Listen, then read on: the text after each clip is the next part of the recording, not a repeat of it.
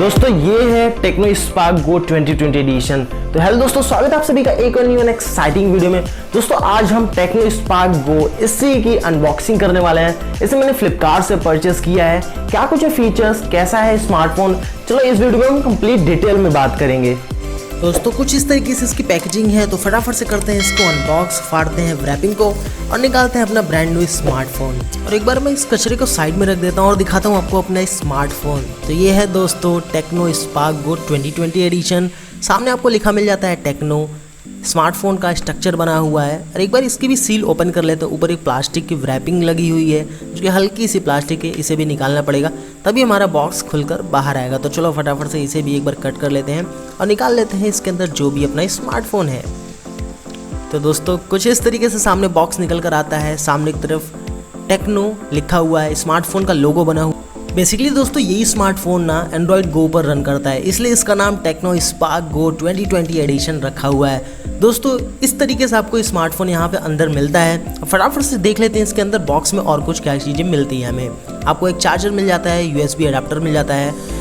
साथ में दोस्तों आपको 12+1 मंथ की वारंटी मिलती है। एक साथ में यूज़र मैनुअल मिलता है। दोस्तों अगर पावर अडाप्टर की पावर की बात करें तो ये 5 वोल्ट 1.2 एम्पियर मतलब कि 6 वाट का चार्जर है। बहुत स्लो चार्जर है दोस्तों, इससे आप बहुत ज़्यादा उम्मीद मत रखना। और दोस्तों कुछ इस तरीके से अपना स्मार्टफोन दिखता है। एक बार मैं इस फिल्म को रिमूव कर देता हूँ। पता है इस फिल्म को रिमूव करने में ना बड़ा ही मज़ा आता है। जो आवाज़ आती है ना प्लास्टिक की, बड़ा मज़ेदार सा होता है। वैसे मैं आपको सुना तो नहीं पाऊँगा लेकिन अच्छा लगता है आपने अगर ओपन किया होगा तो। चलो इसे फटाफट से ओपन करते हैं। और दोस्तों आप देख सकते हैं ये जो लुक है ना ग्रेडियंट जैसा है, आपको कहीं पर ब्लू डार्क लाइन में दिख रहा होगा। ये कुछ इस तरीके से आता है डिज़ाइन। इसके बैक की डिज़ाइन कुछ इस तरीके से है। पीछे की तरफ टेक्नो लिखा हुआ है। दोस्तों एक बार मैं इसको पावर ऑन कर लेता हूँ, तब तक आपको चलो स्क्रीन पर दिखा देता हूँ क्या कुछ स्पेक्स के साथ आता है ये स्मार्टफोन। वैसे दोस्तों नोटिस करने वाली बात ये है कि 6000 के अंडर स्मार्टफोन अगर आप कोई परचेस कर रहे हो उसमें इतने कम बेजल्स अक्सर देखने को नहीं मिलते। लेकिन यहाँ पर टेक्नो ने अच्छा काम किया कि बेजल्स आपको देख सकते नीचे भी और साइड में भी बहुत कम दिए हुए हैं। अगर इस प्राइस रेंज को मैं कंसीडर करता हूँ तो मेरे पास दोस्तों Redmi Note 7 Pro है, इसमें भी बेजल्स लगभग उतने ही हैं। एक 15,000 के फ़ोन में, एक 14,000 के फ़ोन में और 7,000 के फ़ोन में दोस्तों यहाँ पर भी बेजल्स में अच्छा काम किया हुआ है। ऊपर की तरफ दोस्तों आपको एक वाटर ड्रॉप नॉच मिल जाती है जो कि बहुत छोटी सी। इसके अंदर आपको 8 मेगापिक्सल का कैमरा इनबिल्ट देखने को मिलता है। और सामने की तरफ दोस्तों आपको फ्लैश लाइट भी मिलती है जो कि एक अच्छी बात है। मतलब फ्लैश लाइट में आप अंधेरे में भी ना थोड़ी बहुत अच्छी फोटो सेल्फी वगैरह ले सकते हो। तो अगर दोस्तों बात करते हैं इसके डिज़ाइन की, पीछे की तरफ दोस्तों आपको ग्रेडियंट फिनिश जैसा डिज़ाइन मिलता है। प्लास्टिक मटेरियल का बैग बना हुआ है, एक फिंगरप्रिंट सेंसर दिया हुआ है पीछे की तरफ और साथ में डुअल कैमरा मिलता है। राइट साइड में दोस्तों स्मार्टफोन पूरी तरह प्लेन है। ऊपर की तरफ भी आपको कुछ भी नहीं मिलता, खाली मिलता है। लेफ्ट साइड में आपको पावर बटन और वॉल्यूम रॉकर्स मिलते हैं।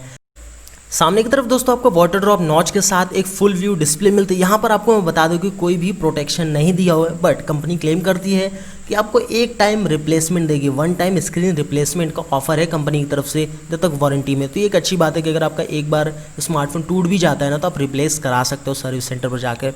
दोस्तों ये एक हांगकांग की कंपनी है और मैंने इसे प्रीफर ये किया ना, पहली बात तो ये चाइनीज़ नहीं है और दूसरी बात मुझे ये स्मार्टफोन काफ़ी सही लगा इस प्राइस रेंज में। 6500 इसकी प्राइस है इस समय।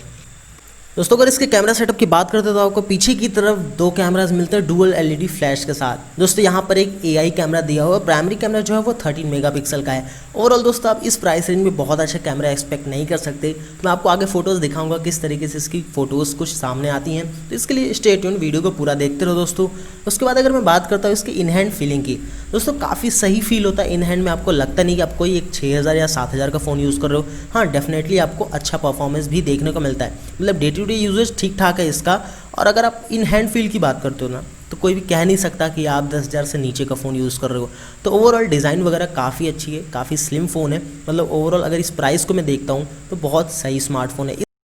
यहाँ पर दोस्तों आपको 8 मेगापिक्सल की फ्रंट में सेल्फी मिल जाती है। तो यहाँ पर मैं कुछ फोटोज़ आपके सामने शेयर कर दे रहा हूँ। आप मुझे कमेंट सेक्शन में बताओ कि कैसी फ़ोटोज़ लगी। वैसे मैं दोस्तों अपना ओपिनियन बता दूँ कि इस प्राइस रेंज में कोई भी स्मार्टफोन हो बहुत अच्छे फ़ोटोज़ नहीं आता, तो मैं बहुत ज़्यादा उम्मीद भी नहीं करता इससे।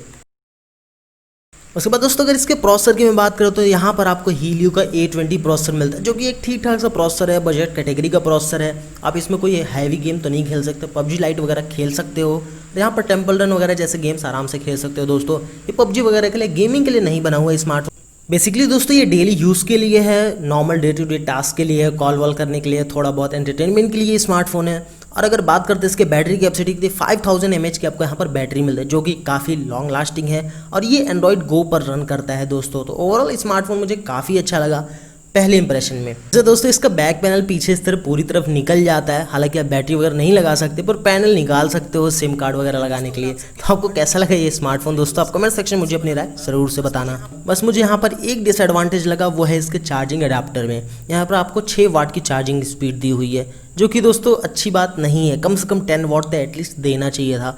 6500 का ये स्मार्टफोन है, लेकिन यहाँ पर हम उम्मीद करते हैं कि ये समझे टेक्नो अगली बार से कम 10 वाट 12 वाट 15 वाट की चार्जिंग दे।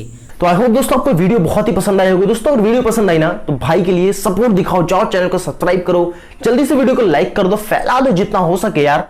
तो दोस्तों मैं मिलता हूं आपसे एक अगली एक्साइटिंग वीडियो के साथ, तब तक के लिए गुड बाय।